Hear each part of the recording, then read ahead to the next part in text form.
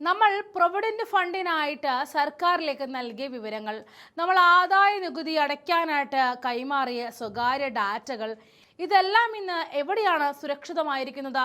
നമ്മൾ അറിയാതെ, നമ്മളോട് ഒരു അനുവാദം പോലും ചോദിക്കാതെ നമ്മുടെ പാൻ കാർഡ് നമ്പറും യൂണിവേഴ്സൽ അക്കൗണ്ട് നമ്പറും മാത്രം ഉപയോഗിച്ച നമ്മുടെ ജീവിതത്തിലെ സകല ജോലി വിവരങ്ങളും ഒരു സ്വകാര്യ കമ്പനിക്ക് ചോർത്തിയെടുക്കാൻ കഴിയുമെങ്കിൽ പിന്നെ എവിടെയാണ് ഈ രാജ്യത്ത് ജനങ്ങളുടെ സ്വകാര്യത?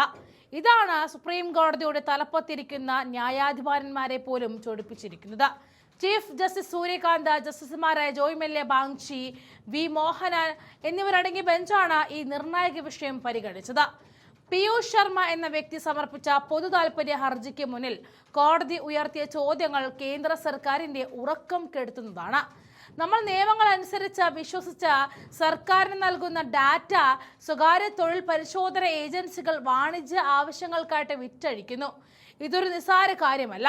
ഒരു OTP പോലും ഇല്ലാതെ, വ്യക്തിയുടെ യാതൊരു സമ്മതവും ഇല്ലാതെ ഇത്തരം ഡാറ്റകൾ ചോർത്തപ്പെടുന്നത് രാജ്യത്തെ പൗരന്മാരുടെ മൗലിക അവകാശത്തിന്മേലുള്ള കടന്നുകയറ്റമല്ലേ എന്നാണ് കോടതി ചോദിക്കുന്നത്.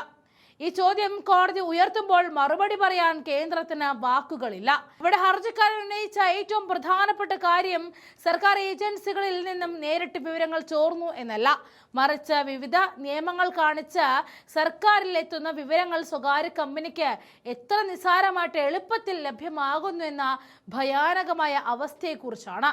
അതായത് ഭരണകൂടം ജനങ്ങളുടെ ഡാറ്റ സൂക്ഷിക്കുന്നതിൽ കാണിക്കുന്ന അനാസ്ഥയാണ് ഇവിടെ ചോദ്യം ചെയ്യുന്നത്. സമീപകാലത്തായിട്ട് ഇന്ത്യയിൽ ഡിജിറ്റൽ വ്യക്തിവിവര സംരക്ഷണ നിയമങ്ങൾ നടപ്പിലാക്കുന്നതിനെ കുറിച്ച് വലിയ ചർച്ചകൾ നടക്കുന്നുണ്ട്. എങ്കിലും അതൊന്നും യഥാർത്ഥത്തിൽ സാധാരണക്കാരന്റെ അനുവാദമില്ലാതെ ഡാറ്റ ചോർത്തുന്നത് തടയാൻ പ്രാപ്തമല്ല എന്നതിന് വ്യക്തമായ തെളിവാണ് ഇത്തരം സംഭവങ്ങൾ. വൻകിട കമ്പനിക്ക് ജനങ്ങളുടെ സ്വകാര്യ ഡാറ്റകൾ അനായാസം ലഭ്യമാകുമ്പോൾ വ്യക്തിഗത സ്വകാര്യത എന്ന മൗലിക അവകാശം കേവലം കടലാസിൽ ഒതുങ്ങുകയാണെന്നാണ് കോടതി വിലയിരുത്തിയത്. ഇതൊരു ഭരണഘടനാപരമായ പ്രതിസന്ധി തന്നെയാണ്. വിഷയത്തിന്റെ ഗുരുതര അവസ്ഥ കണക്കിലെടുത്ത് ഇത് കേവലം നിയമപരമായ വശങ്ങൾ മാത്രമല്ല, കേന്ദ്ര സർക്കാർ അടിയന്തരമായി നയപരമായ തീരുമാനങ്ങളിലൂടെ പരിഹരിക്കേണ്ട കാര്യമാണ് എന്ന് സുപ്രീം കോടതി തുറന്നടിച്ചു. സ്വകാര്യ സ്ഥാപനങ്ങൾ വ്യക്തിഗത വിവരങ്ങൾ ഇത്തരത്തിൽ ദുരുപയോഗം ചെയ്യുന്നത് അടിയന്തരമായിട്ട് തടയുവാൻ കർശന നടപടികൾ സ്വീകരിക്കണമെന്ന് കേന്ദ്ര സർക്കാരിന്റെ അമരക്കാരനോട് പരമോന്നത കോടതി കർശന നിർദ്ദേശം നൽകിയിരിക്കുകയാണ്. നമ്മുടെ വ്യക്തിഗത വിവരങ്ങൾ സ്വകാര്യ ഏജൻസികൾക്ക് വിൽക്കാൻ വച്ചിരിക്കുന്ന ഒന്നല്ല എന്നും, ജനങ്ങളുടെ ഡാറ്റ സംരക്ഷിക്കാൻ ബാധ്യസ്ഥരായ കേന്ദ്ര സർക്കാർ ഇനി കണ്ണടച്ചിരുന്നാൽ പോരാ എന്നും ഉറപ്പിച്ചു പറയുന്നതായിരുന്നു സുപ്രീം കോടതിയുടെ ഈ സുപ്രധാന ഇടപെടൽ.